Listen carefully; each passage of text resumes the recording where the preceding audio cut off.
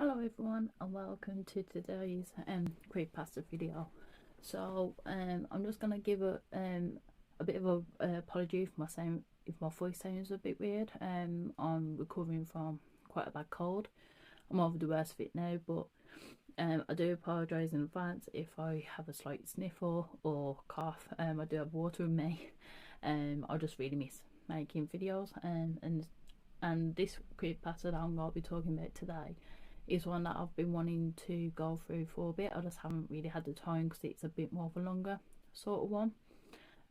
So this one is called Psychosis, and it's more to do with mental illness, paranoia, science and experimentation, mental illness, psychological horror, all those lovely stuff. So let's get cracking. So Sunday. I'm not sure why I'm writing this down on paper and not on my computer. I guess I've just noticed some odd things. It's not that I don't trust the computer, it's just I need to organise my thoughts. I need to get down all the details somewhere objective, somewhere I know that what I write can't be deleted or changed. Not that that's happened, it's just everything blurs together here and the fog of memory lends a strange cast to new things. I'm starting to feel cramped in this small apartment. Maybe that's a problem. I just had to go and choose the cheapest apartment, the only one in the basement. The lack of windows down here makes day and night seem to slip by seamlessly. I haven't been out in a few days because I've been working on this programming project so intensely. I suppose I just wanted to get it done. Hours of sitting and staring at a monitor can make anyone feel strange. I know, but I don't think that's it. I'm not sure when I first started to feel like something was odd. I can't even define what it is. Maybe I just haven't talked to anyone in a while. That's the first thing that crept up on me. Everyone I normally talk to online while a program has been idle, or they've simply not logged on at all. My instant messages go unanswered. The last email I got from anybody was a friend saying he'd talk to me when he got back from the store, and that was yesterday. I'll call with my cell phone, but reception's terrible down here. Yeah, that's it. I just need to call someone. I'm going to go outside. Well, that didn't work so well. As a tinge of fear fades, I'm feeling a little ridiculous for being scared at all. I looked in the mirror before I went out, but I didn't shave the 2-day stubble I've grown. I figured I was just gonna go out for a quick cell phone call. I did change my shirt though, because it was lunchtime, and I guess that I'd run into at least one person I knew that didn't end up happening. I wish it did.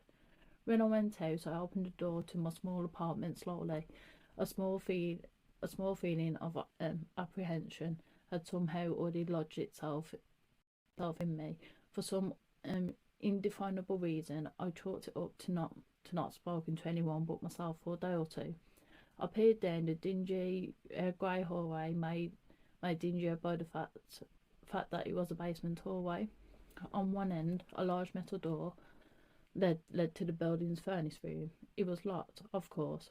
Two dreary soda machines stood by it. I thought I saw from one the first day I moved in, but it had a 2-year-old expiry date. I'm fairly sure nobody knows those machines are even down here. Or my cheap landlady just doesn't care to get them restocked. I closed the door slowly and walked the other direction, taking care not to make a sound. I have no idea why I chose to do that, but it is fun giving in to the strange impulse not to break the droning hum of the soda machines, at least for the moment. I got to the stairwell and took the stairs up to the building's front door. I looked through the heavy door's small square window, and received quite a shock. It was definitely not lunchtime. City gloom hung over the dark street outside, and the traffic lights at the intersection in the distance blinked yellow. Dim clouds, purple and black from the glow of the city, hung overhead. Nothing moved, save the few sidewalk trees that shifted in the wind. I remember shivering, though I wasn't cold. Maybe it was just the wind outside. I could faintly hear it through the heavy metal door, and I knew it was that kind. And I knew it was that unique kind of late night wind, the kind that was consistent, cold and quiet, save for the rhythmic music it made as it passed through countless unseen tree leaves. I decided not to go outside. Instead, I lifted myself onto the door's little window and checked my signal meter. The bars filled up the meter and I smiled, trying to hear someone else's voice. I remember thinking relieved. It was such a strange thing to be afraid of, nothing. I shook my head, laughing at myself silently. I hit speed dial for my best friend Amy's number and held the phone up to my ear. It rang once, but then it stopped. Nothing happened. I listened to silence for a good 20 seconds, then hung up. I frowned and looked at the signal meter again, still full. I went to dial the number again, but then my phone rang in my hand, startling me. I put it to my ear. Hello, I asked, immediately fighting down a small shock at hearing the first spoken voice in days. Even if it was my own, I had gotten used to the droning hum of the buildings in the workings, my computer and the soda machines in the hallway. There was no response to my greeting at first, but then finally a voice came. Hey, said a clear male voice, obviously of college age like me. Who's this? John, I replied, confused. Oh, sorry, wrong number. He replied, then hung up. I lowered the phone slowly and leaned against the thick brick wall of the stairwell. This was strange. I looked at my received calls list, but the number was unfamiliar. Before I could think on it further, the phone rang loudly, shocking me yet again. This time, I looked at the caller before I answered. It was another unfamiliar number. This time, I held the phone up to my ear, but said nothing. I heard nothing but the general background noise of a phone. Then a familiar voice brought attention. John? Was a single word in Amy's voice. I breathed a sigh of relief. Hey, it's you, I replied. Who else would it be? She responded. Oh, the number. I'm at a party on 7th Street and my phone died just as you called me. This is someone else's phone, obviously. Oh, okay, I said. Where are you? She asked. My eyes glanced over the drab whitewash cinder block walls and a heavy metal door with its small window. I'm at a building, I sighed. Just feeling cooped up. I didn't realise it was so late. You should come here, she said, laughing.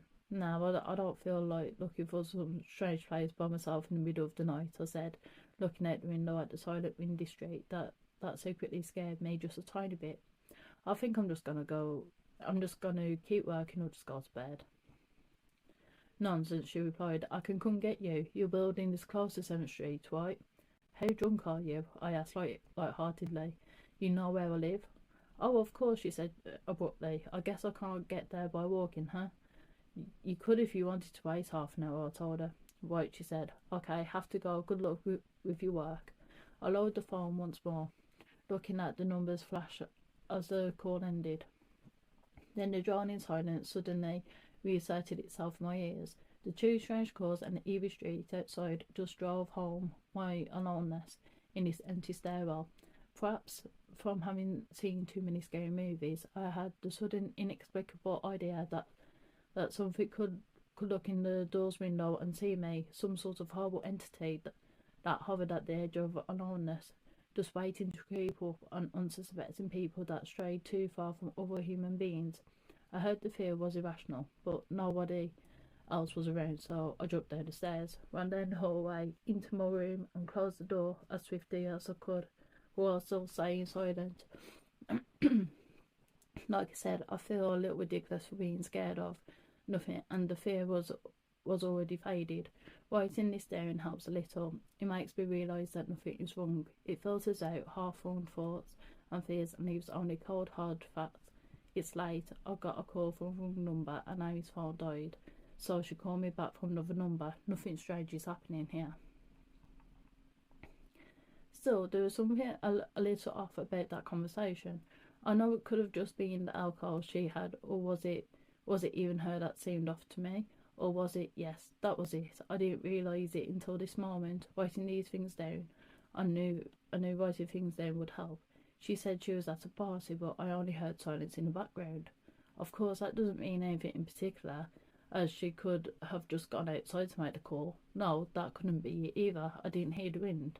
I need to see if the wind is still blowing. Monday. I forgot to finish writing last night. I'm not sure what I expected to see when I ran up the doorwell and looked out the heavy metal door's window. I'm feeling ridiculous. Last night's fear seems hazy and unreasonable to me now. I can't wait to go out into the sunlight. I'm going to check my email, shave, shower, and finally get out of here. Wait, I think I heard something. It was thunder.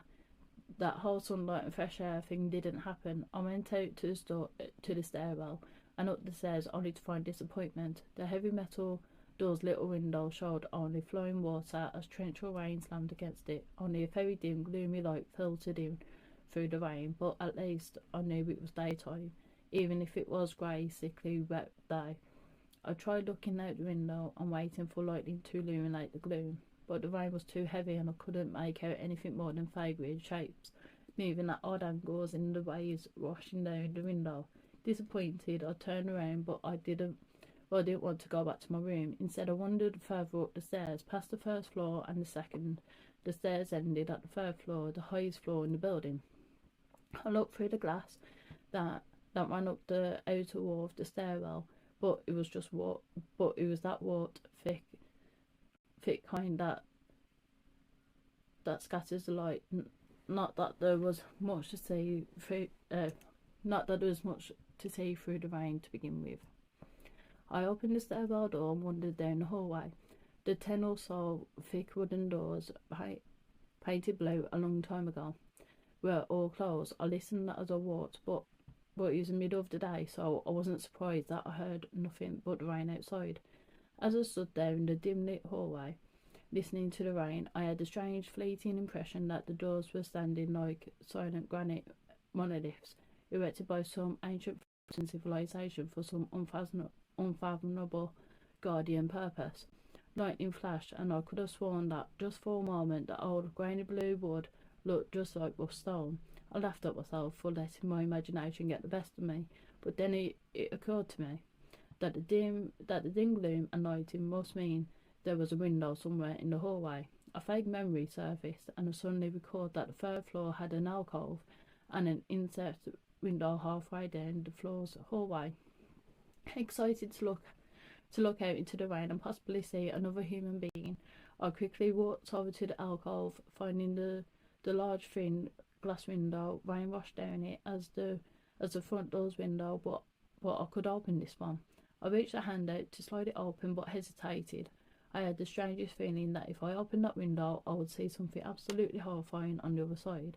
Everything's been so odd lately, so I came up with a plan, and I came back here to get what I needed. I don't seriously think anything will come of it, but I'm bored. It's raining, and I'm going stir crazy. I came back to get my webcam.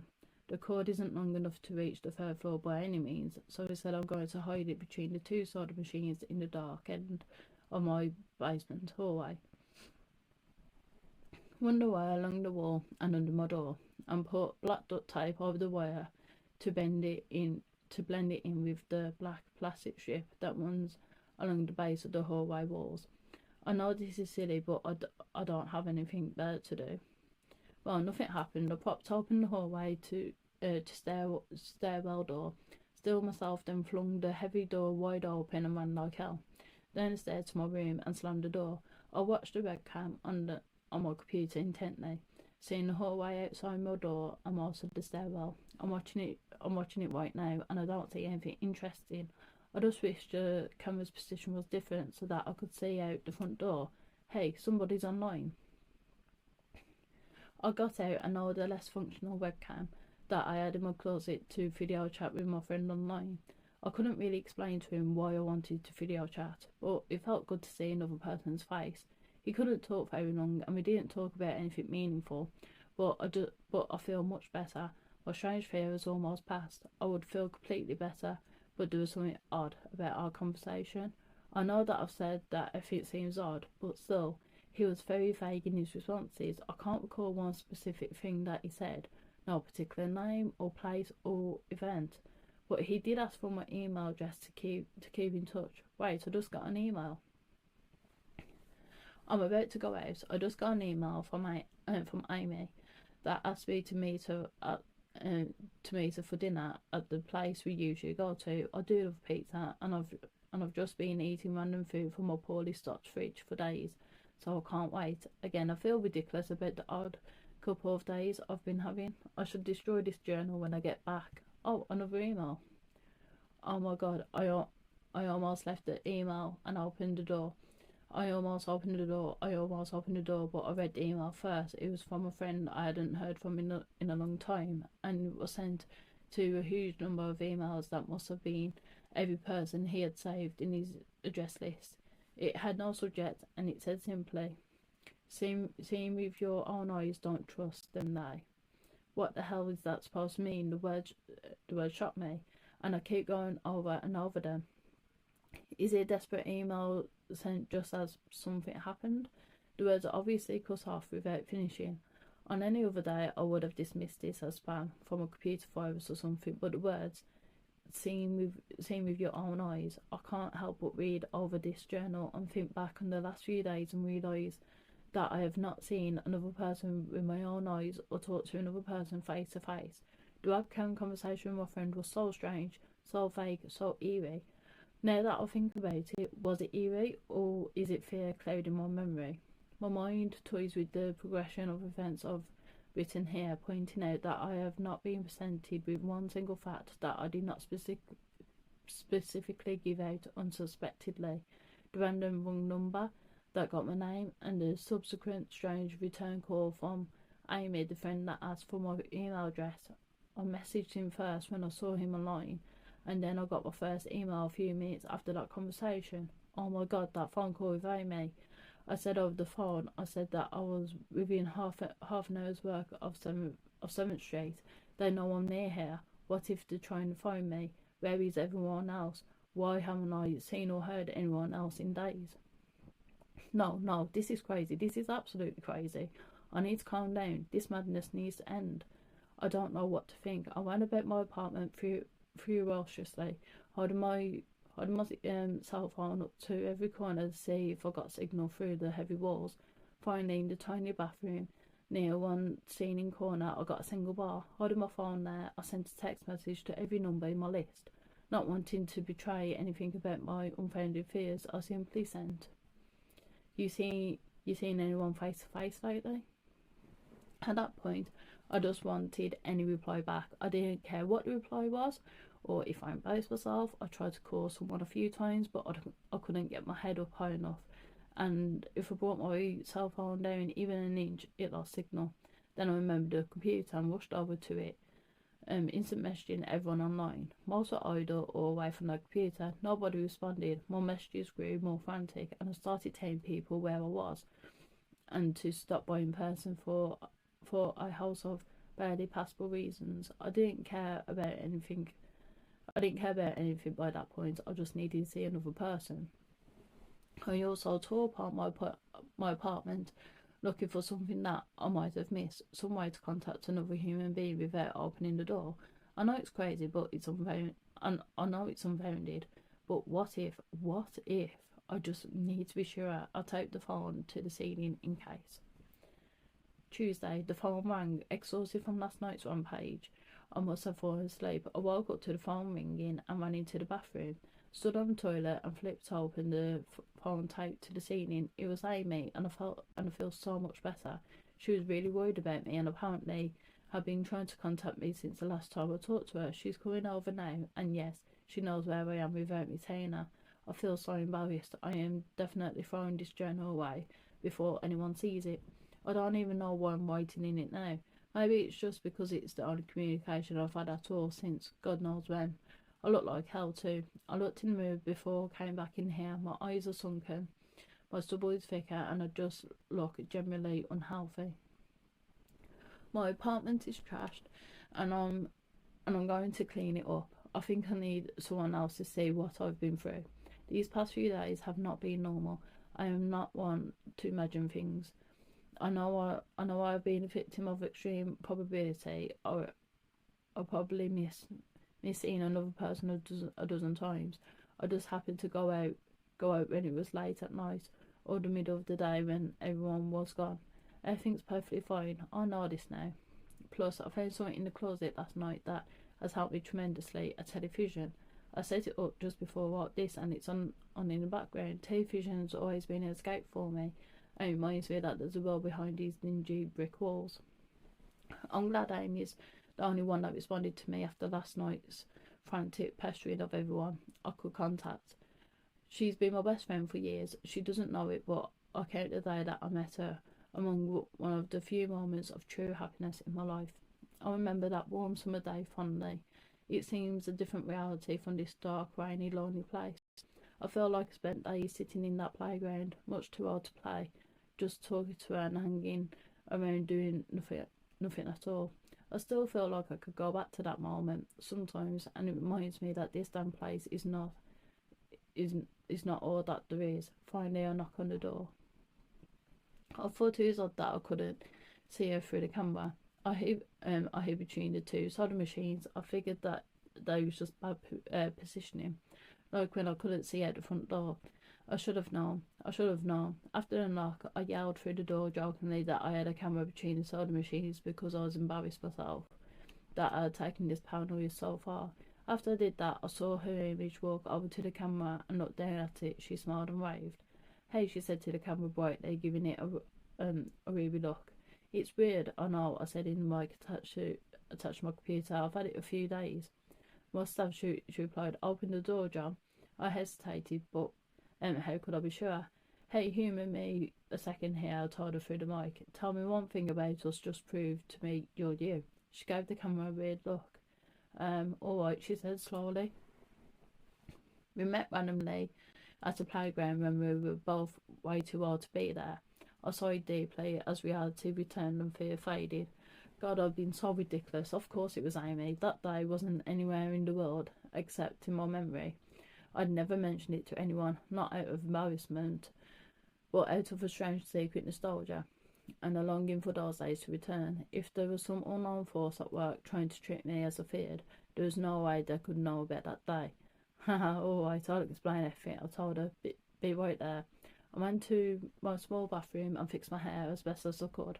I looked like hell, but she would understand, sniggering at my own unbelievable behaviour and the mess I'd made out of place. I walked to the door, I put my hand on the doorknob and gave the mess one last look. So ridiculous, I thought.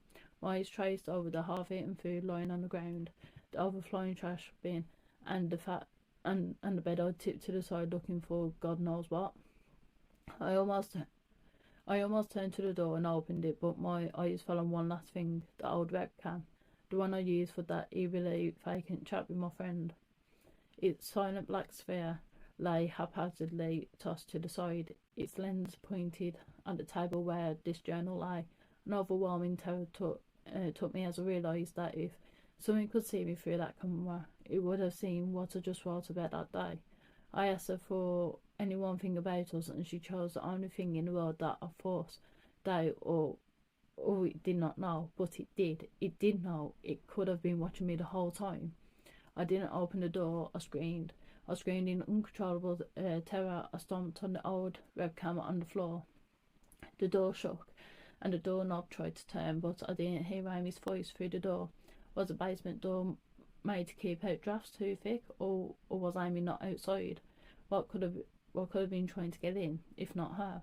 What the hell is out there? I saw her on my computer through the camera outside. I heard her on the speakers through the camera outside. But was it real? How can I know? She's gone now. I screamed and shouted for help. I piled up everything in my apartment against the front door. Friday.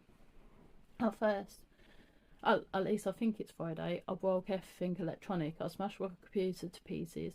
Every single thing on there could have been accessed by network access, or worse, altered. I'm a programmer. I know every little piece of information I gave out since this started. My name, my email, my location. None of it came back from outside until I gave it out. I've been going over and over what I wrote. I've been pacing back and forth and alternating between stark terror and overpowering disbelief. Sometimes I'm absolutely certain some phantom entity is dead set on a simple goal of getting me to go outside.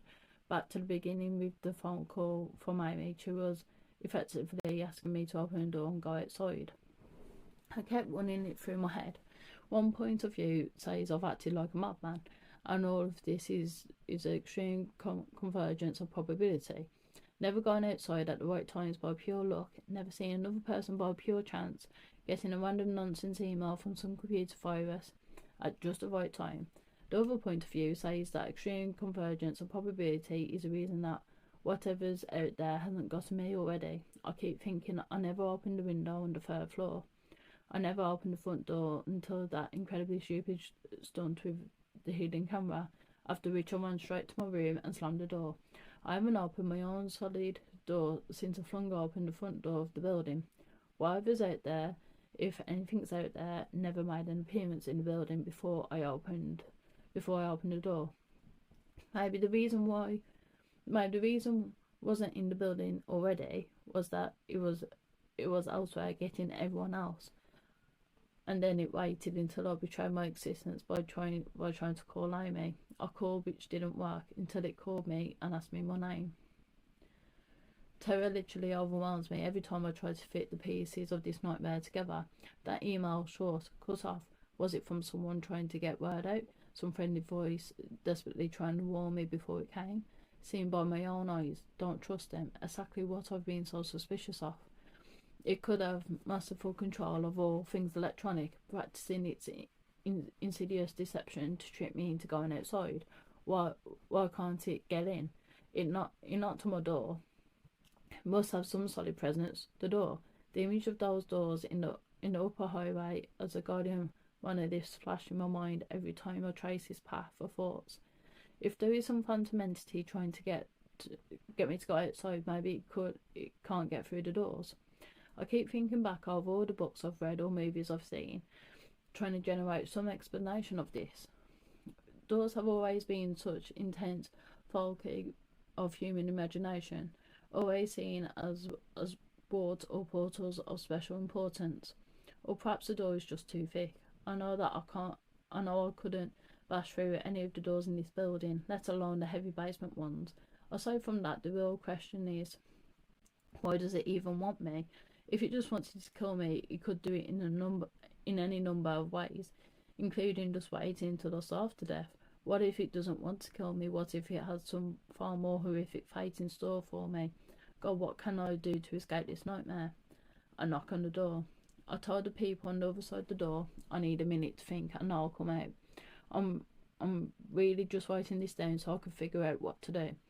At least this time I heard their voices. My paranoia, and yes, I recognise I'm being paranoid, has me thinking of all sorts of ways that their voices could be faked electronically. There could be nothing but speakers outside, simulating human voices. Did it really take them 3 days to come and talk to me? Amy is supposedly out there, along with 2 policemen and a psychiatrist. Maybe it took them 3 days to think of what to say to me. The psychiatrist's claim could be pretty convincing if I decided to think this has all been a crazy misunderstanding and not some entity trying to trick me into opening the doors. The psychiatrist had an older voice, authoritarian but still caring. I liked it. I'm desperate just to see someone with my own eyes. He said I have something called psychosis, and I'm just one of a nationwide epidemic of thousands of people having breakdowns triggered by a suggestive email that got through somehow. I swear we got through somehow.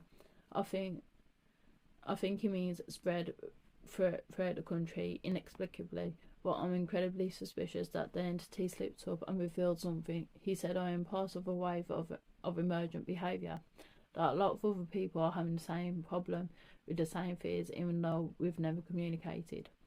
That neatly explains the strange email about eyes that I got. I didn't get the original triggering email. I got a descendant of it. My friend could have broken down too and tried to warn everyone. He knew against his paranoid fears. That's how the problem spreads, the psychiatrist claims. I could have spread it too, with my texts and instant messages online to everybody I know. One of these people might be melting down right now, after being triggered by something I sent them. Something they might interpret any way that they want. Something like a text saying seeing anyone face to face lately. The psychiatrist told me that he didn't want to lose another one, that people like me are intelligent and that's our downfall. We draw connections so well that we draw them even when they shouldn't be there. He said it's easy to get caught up in paranoia in our fast-paced world. A constantly changing place where more and more of our interaction is simulated. I have to give I have to give him one thing. It's a great explanation. It neatly explains everything. It perfectly explains everything. In fact, I have every reason to shake off this nightmarish fear that something or unconsciousness or being out there wants me to open the door so it can capture me for some horrible fate worse than death. It would be foolish after hearing that explanation to stay in here until starved to death, just despite the entity that might have got everybody else.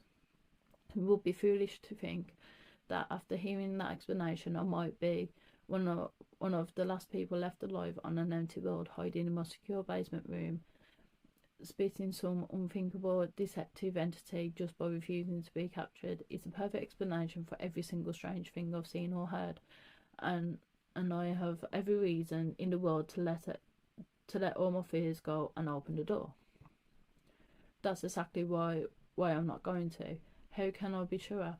How can I know what's real and what's deception? All of these damn things with their wires and the signals that originate from some unseen origin, they're not real. I can't be sure. Signals through a camera, fake video, deceptive phone calls, emails, even the television line broken on the floor. How can I possibly know it's real? It's just signals, waves, like the door. It's bashing on the door. It's trying to get in. What insane mechanical contraption could it be trying to simulate? And the sound of men attacking the heavy wood so well. At least I'll finally see it with my own eyes. There's nothing left in here for it to deceive me with. I've ripped apart everything else. It can't deceive my eyes, can it? Seeing with my own eyes, don't trust them. Wait, was that desperate message telling me to trust my eyes, or warning me about my eyes too? Oh my god, what's the difference between a camera and my eyes? They both turn light into electrical signals. They're the same. I can't be deceived. I have to be sure. Date unknown.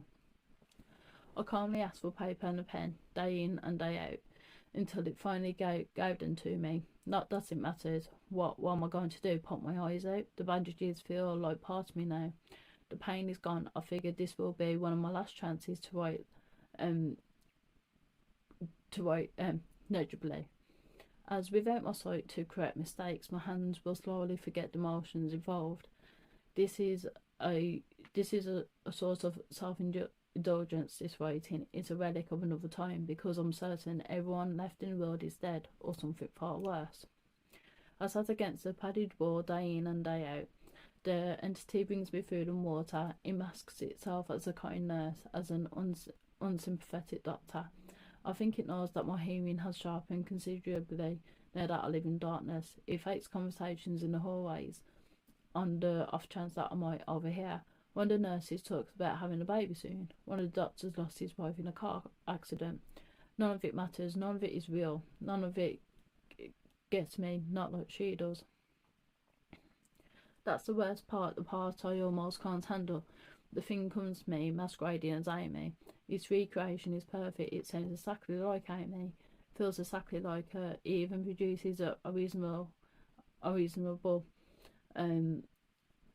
tears that it makes me feel on its lifelike cheeks. When it first dragged me here, it told me all the things I wanted to hear. It told me that she loved me, that she had always loved me, that he didn't understand why I did this, that we could still have a life together if only I would stop insisting that I was being deceived. It wanted me to believe, no, it needed me to believe that she was real. I almost fell for it. I really did. I doubted myself for the longest time in the end, though it was all too perfect, too flawless and too real. The false Amy used to come every day and then every week and finally stopped coming altogether, but I don't think the entity will give up. I think the waiting game is just another one of its gambits. I will resist it for the rest of my life if I have to. I don't know what happened to the rest of the world, but I know that this thing needs me to fall for its deceptions. If it needs that, then maybe, just maybe, I am a thorn in its agenda. Maybe Amy is still alive out there somewhere, kept alive only by my will to resist the deceiver. I hold on to that hope, walking back and forth with myself to pass the time. I will never give in. I will never break. I am a hero. The doctor read the paper the patient had scribbled on. It was barely readable, written in the shaky script of one who could not see. He wanted to smile at the man's steadfast resolve and mind of the human will to survive, but he knew that the patient was completely delusional. After all, a sane man would have fallen for the deception long ago. The doctor wanted to smile. He wanted to whisper words of encouragement to the delusional man. He wanted to scream, but the nerve filaments wrapped around his head and into his eyes made him do otherwise. His body walked into the cell like a puppet and told the patient once more that he was wrong and that there was nobody trying to deceive him. And that is the end of the Psychosis CreepyPasta. So, I really enjoyed that one. That was quite an interesting one, and it was quite interesting to see how the paranoia did take over the person. In the creepypasta, take over John, and his reasonings behind it as well. I like the fact, that it went into how he was trying to justify the paranoia, and it was cool ending where he's in like a psychiatric hospital by the looks of it, being cared for by doctors and nurses, and then it kind of leaves it. Well, was it just paranoia, or was there something else? Is he being deceived? Is some entity trying to deceive him? And we all never know. But anyway, I hope you all enjoyed. If you enjoyed this video, feel free to leave me a like and subscribe to my channel. It really helps me out. And if you have any suggestions for anything you'd like me to cover in future videos, then just let me know either in the comments below, on my Instagram, on X, or my email that is in my YouTube file. And I'll see you all in the next one.